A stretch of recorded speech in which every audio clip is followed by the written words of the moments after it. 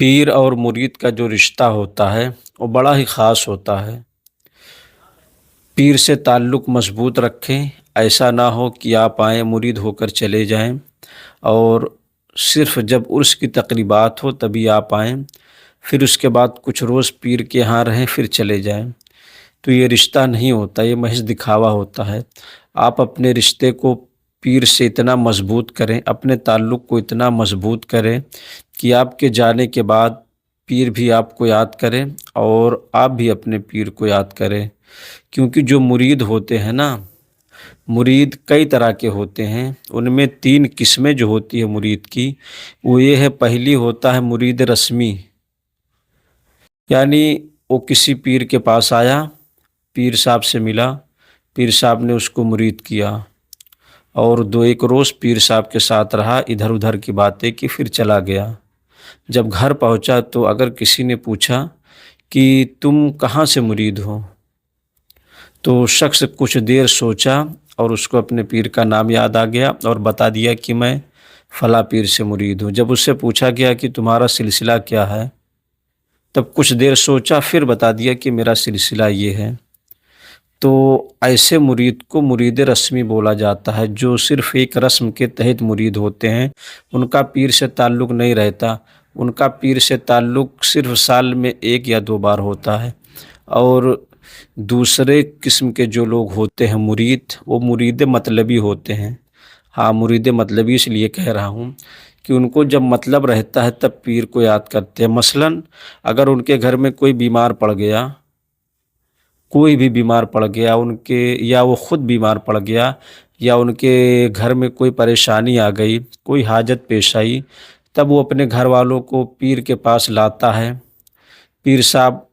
اللہ سے دعا کرتے ہیں اور جو کچھ انہیں کرنا رہتا ہے وہ کرتے ہیں، اللہ رب العزت شفا دے دیتا ہے۔ اور جیسے ہی مرید شفا پاتا ہے، وہ پیر کے یہاں سے جاتا ہے اور پھر پیر کو بھول جاتا ہے، یعنی اس کا بھی تعلق پیر سے ختم ہو جاتا ہے۔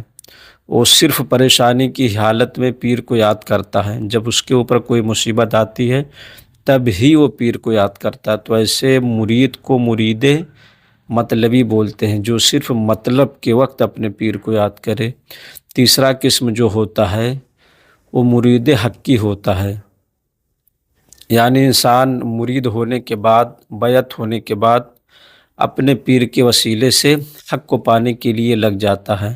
حق کی تلاش میں نکل جاتا ہے، پھر اس کے ساتھ پیر کی دعائیں ہوتی ہیں، پیر کی تعلیمات ہوتی ہے، پیر کا بتایا ہوا عمل ہوتا ہے، پھر جس طرح پیر کہتے ہیں وہ کرتا ہے، اور پھر دھیرے دھیرے وہ محنت پہ محنت کرتا چلا جاتا ہے، اور پھر ایک دن اس کی زندگی میں ایسا آتا ہے کہ اس کا دل زندہ ہو جاتا ہے۔ اگر اس کی زبان خاموش رہتی ہے پھر بھی اس کا دل اللہ اللہ کرتا رہتا ہے، اس کی آنکھیں بند رہتی ہیں پھر بھی اس کا دل اللہ اللہ کرتا رہتا ہے۔ یہ سب اس کی پیر کی دعاؤں کے بدولت ہوتا ہے۔ اس لیے ہمیشہ اپنے پیروں سے تعلقات کو مضبوط کریں۔ ایسا نہ ہو کہ آپ پہلے مرید رسمی بنے، صرف رسم کے مرید ہو جائے، دوسرا مرید مطلبی بنے، صرف مطلب کے وقت پیر کو یاد کریں۔ میرے دوستوں، نہ مرید رسمی بنو، نہ مرید مطلبی بنو، بننا ہے مرید حقی بنو، جو پیر تمہیں حق کی پہچان دلا دے، جو پیر تمہیں حق تک پہنچا دے، جو پیر تمہیں مولا علی کی بارگاہ میں پہنچا دے، جو پیر تمہیں مولا علی کا دیوانہ بنا دے، جو پیر تمہیں عشق اہل بیت بنا دے، ایسے پیر سے مرید ہو،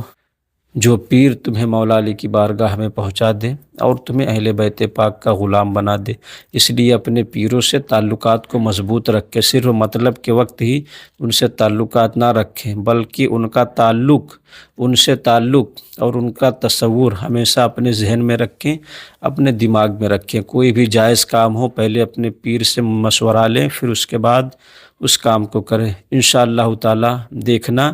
کہ آپ اپنے پیر کے دعا سے کہاں پہنچ جاتے ہیں، اور آپ کو مقام و مرتبہ مل جائے گا